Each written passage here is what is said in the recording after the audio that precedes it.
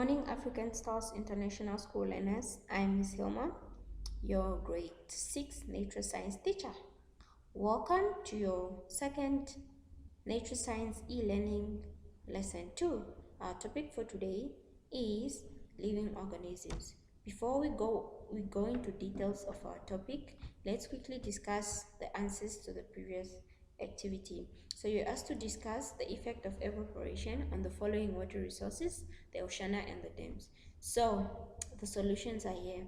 Now, oceana, we say water evaporates more quickly in the oceans because of a larger surface area. So more water is exposed to the sun, heat energy, and also the drying effect of the wind. And for the dams, water evaporates more in dams with a large surface area, since more water is exposed to the sun, or let's say to the heat energy from the sun, and also the drying effect of wind, and that water evaporates less in dams with a small surface area, since less water is exposed to the sun's heat energy and also the drying effect of the wind.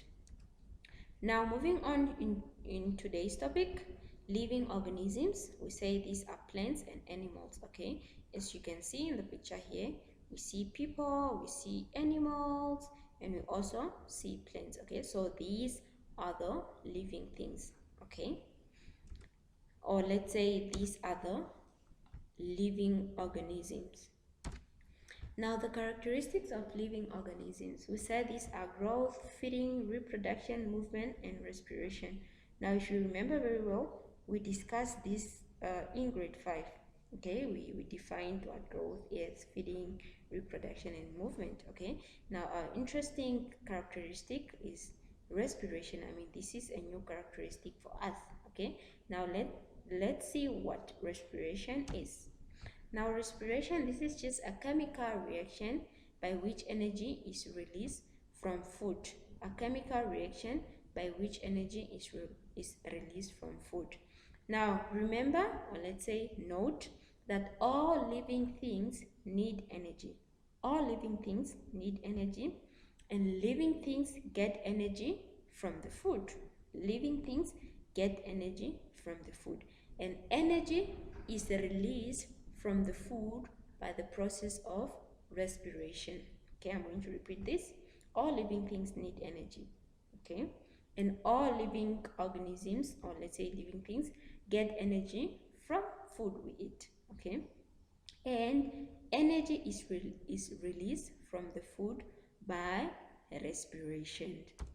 Now let's look at the word equation for respiration. This is for, please, sorry, forgive me for this, for respiration. Okay, now we need food plus oxygen, it gives you energy. And remember, this is the end product of respiration, and this is what we need, okay, to do our daily activity.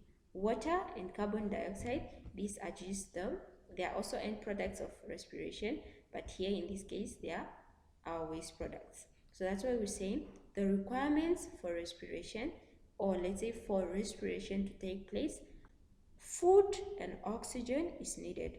Food and oxygen is needed for respiration to take place. And the end product for respiration, so when we react these two, food and oxygen, we get energy, which is our useful end product here at the end of the day, and water and carbon dioxide are our waste product.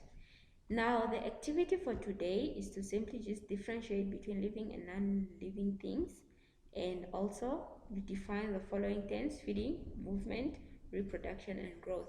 These are like this, we learned them from grade 5. So go back to your grade 5 notebooks. Okay, just a recap of what we have talked about today. We have talked about the characteristics of living things, and we mostly focused on respiration, whereby we say this is a chemical reaction by which energy is released from the food. And then we all know that we need energy, and this energy comes from the food we eat, and this energy is released from the food we eat by the process of respiration. And we also just learned about the word equation of respiration, which requires oxygen, food and oxygen to give us the energy that we need. Okay, and this is the activity for today. We have come to the end of our today's lesson. Remember to stay safe, wash your hands, and stay